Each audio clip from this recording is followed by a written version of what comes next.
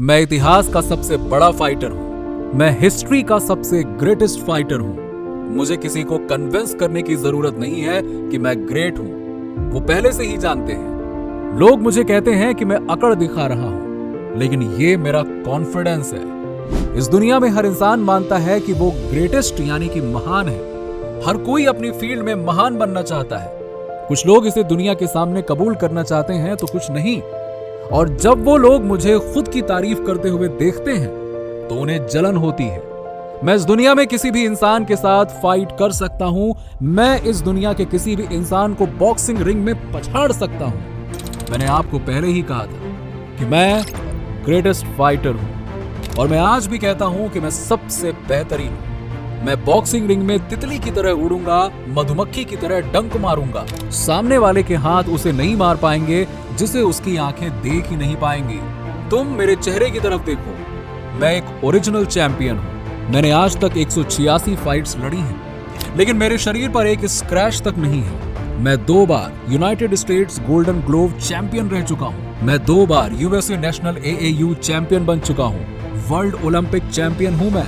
मेरी बात ध्यान से सुनिए। जो इंसान अपने जीवन में रिस्क नहीं लेता वो कुछ भी हासिल नहीं कर पाता। मैं एक रिस्क टेकर हूं।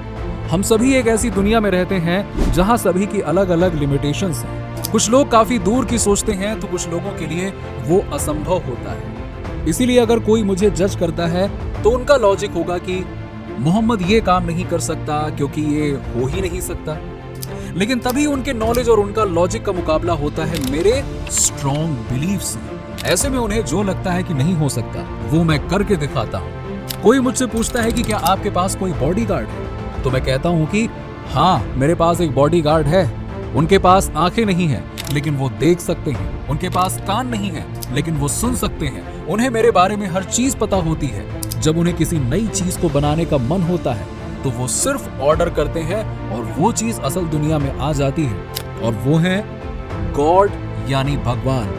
और वही मेरे बॉडीगार्ड है। वो आपके बॉडीगार्ड हैं, वो सुप्रीम है। आप क्या चाहते हैं, लोग आपके बारे में क्या सोचें जब आप ये दुनिया छोड़कर चले गए हो? देखिए, मुझे अच्छा लगेगा जब वो कहेंगे उसने लव यानी प्यार से भरी कुछ कटोरियां ली, उसमें 1 चम्मच पेशेंस मिलाया, 1 चम्मच उदारता मिलाई, 1 चुटकी काइंडनेस यानी कि दयालुता छिड़की, 1 क्वार्टर 1 क्वार्टर ली और उन सभी को खुशी और इच्छा से मिलाया। इसमें उसने बहुत ज्यादा फेथ यानी कि आस्था डाली और अच्छी तरह से मिलाया। फिर जो डिश बनी उसे इसने अपने पूरे जीवन काल में फैलाया और हर उस व्यक्ति को दिया जो इसके लिए डिजर्विंग था। मैं यहाँ कुछ कहना चाहता हूँ जो आपको ये सोचने पर मजबूर कर देगा कि जीवन असलियत में उतना लंबा नहीं है। मान लीजिए कि एक एवरेज इंसान 30 साल का है, और अगर आप 30 वर्ष के हैं तो आपने सिर्फ 7 साल जीवन जिया है। लेकिन कैसे? चलो मैं समझाता हूँ। देखो, 30 सालों में आपने रोज रात को 7 या 8 से 9 घंटे तक की नींद तो ली ही ली होगी। पिछली रात जब आप बिस्तर पर सोने गए होगे और आज सुबह उठे होगे तो आपको कुछ भी याद नहीं रहा होगा। यानी कि इसके हिसाब से आप अपने जीवन का तीसरा हिस्सा यानी कि करीबन 8 साल सोने में बिता चुके हो। आप इन 8 सालों तक बेहोश रहे हो। अब आपने 30 सालों में कितना ट्रेवल किया है? घर से स्कूल, ऑफिस, कॉलेज जाना और फिर वापस आना, दूसरे शहर जाना वगैरह वगैरह।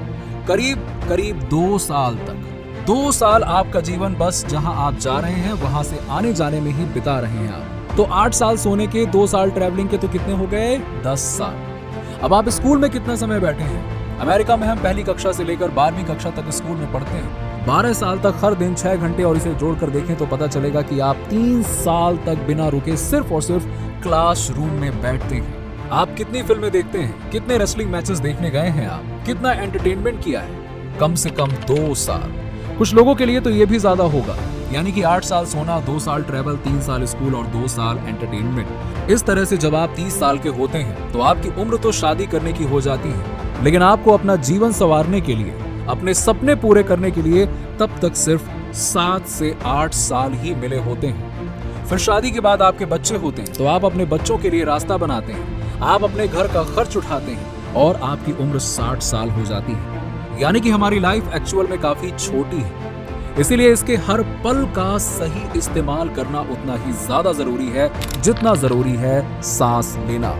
हर किसी के जीवन में एक पर्पस होता है। हर किसी की एक डेस्टिनी यानी कि नियति होती है और उस नियति का ज्ञान उसे पूरा करने में सक्षम बनाता है। देखिए, ऊपर वाले ने धरती पर हर जीव को एक पर्पस यानी कि उद्देश्य के साथ यहाँ पे भेजा है। चींटियां हो गई, गिद्ध, पेड़ पौधे, और इस पर्पस को जानते ही आप उसे पूरा करने के सक्षम बन जाते हैं। जीवन तभी शुरू होता है जब कोई व्यक्ति जीवन में अपने उद्देश्य को समझ लेता है। बहुत कम लोग जानते हैं कि अपने जीवन में सबसे अच्छा उद्देश्य क्या है जिसे उन्हें पूरा करने की कोशिश करनी चाहिए। जैसे मेरा पर्पस सिर्फ वर्ल्ड का हैवीवेट चैंपियन बनना था, और फिर ना केवल चैंपियन बनना बल्कि अपनी गरिमा, अपना गौरव, अपनी मर्दानगी को बनाए रखना। ना सिर्फ गोरे लोगों को डॉलर के लिए अपने लोगों को बेचना। तो ये है मेरा पर्पस, एक स्पोर्ट्समैन के रूप में अपनी छवि को बरकरार रखना, पूरी तरह से आगे बढ़ना और तंबाकू, विस्की जैसी चीजों को प्रमोट ना करना, साथ ही अपने लोगों के साथ खड़े रहना, अपनी तरह के लोगों से शादी करना और अपनी तरह के लोगों के साथ मिलना जुलना। और जहां तक कि चैंपियन होने का सवाल है तो मैं दुनिया का हिस्सा हूं, लेकिन मैं ये बता दूं कि मैं ब्लैक हूं और मैं हमेशा ब्लैक ही रहूंगा और ब्लैक लोगों के साथ रहूंगा। भले ही इसके लिए मुझे बॉक्सिंग से मिलने वाले पैसे और बाकी चीजों को गिव अप करना पड़े। दोस्तों, शुरुआती दिनों में मेरा घमंड इतना बढ़ गया था कि मुझे लगने लगा कि बस मेरी ट्रेनिंग और बॉक्सिंग की ताकत ही मुझे यहाँ तक लेकर आई है। मैं हूँ सब कुछ, मैं। लेकिन फिर क्या हुआ? ऊपर वाले ने मुझे सबक सिखाया। दूसरे फाइट में ही उन्होंने मेरा जबड़ा तोड़ दिया और फ्रेशर फाइट में मुझे बुरी तरह से हरा दिया, नीचे गिरा दिया। तब मुझे समझ में आया कि मैं उतना ग्रेट यानी कि उतना महान नहीं हूं जितना मैं सोचा करता था। फिर मैंने खुद को सिर्फ फिजिकली ही नहीं बल्कि स्पिरिचुअली यानी कि आध्यात्मिक रूप से भी स्ट्रॉन्ग बनाना शुरू किया। इस फाइट के लिए मैंने पिछले 4 महीने से हर दिन 5 बार नमाज पढ़ी। अब सब कुछ परफेक्ट है और अगर अल्लाह मेरे साथ है तो मुझे कोई नहीं हरा सकता। किसी के पास मुझे हराने का कोई तरीका ही नहीं है, क्योंकि मैं सिर्फ और सिर्फ अपने लिए नहीं लड़ रहा, मैं ऊपर वाले को रिप्रेजेंट कर रहा हूँ। अमेरिका में ब्लैक लोगों की आजादी का प्रतिनिधित्व कर रहा हूँ। मैं वो ब्लैक इंसान बनना चाहता हूँ जो गोरे लोगों की आंखों में आंखें डालकर सच बोल सके, जो अपने लोगों को बेचे नहीं, जो अंकल टॉम ना बने, जो सिगरेट या शराब का प्रमोशन ना करे। मैं अपनी शोहरत का इस्तेमाल अपने इलाके के छोटे भाइयों को ऊपर उठाने के लिए करना चाहता हूँ। आखिर में मैं बस इतना कहूंगा कि मैंने दुनिया को हिला कर रख दिया, क्योंकि मैं चैंपियन हूं। मैं एक रियल चैंपियन हूं। कभी कोई मेरे जैसा बन ही नहीं पाएगा। मैं दुनिया को यह साबित करके दिखाऊंगा कि मैं ग्रेटेस्ट हूं। मैं दुनिया का राजा हूं। इसीलिए मुझे द ग्रेटेस्ट बनना ही पड़ेगा और मुझे खुद पर यकीन है कि मैं महान हूं।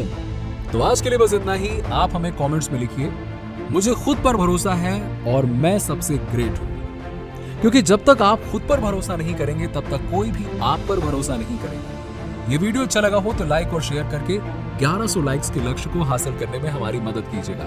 और ऐसे ही लाइफ चेंजिंग स्पीचेस के लिए लाइव मोटिवेट टीवी चैनल को सब्सक्राइब करके पास वाले घंटे को जरूर दबा दीजिएगा। धन्यवाद।